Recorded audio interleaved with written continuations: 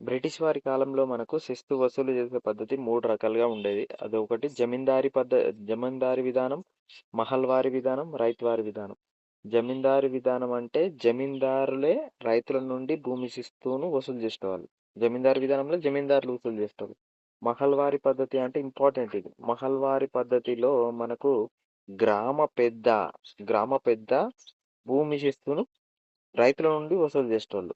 Next ryotwari విధానం అంటే రైతులు డైరెక్ట్ ప్రభుత్వానికి ప్రత్యక్షంగా శిస్తుని చెల్లిస్తే అది రైతువారీ విధానం. ఇంపార్టెంట్ గుర్తుపెట్టుకోవడానికి చెప్తా. జమీందారు విధానంలో జమీందారులు శిస్తు వసూలు చేస్తారు.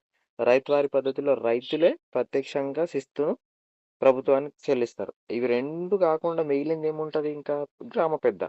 గ్రామ పెద్ద, జమీందారు, రైతులు ఈ ముగ్గురు ఉంటారు. ఆ ముగ్గురులో రెండు అర్థమైపోయినాయి.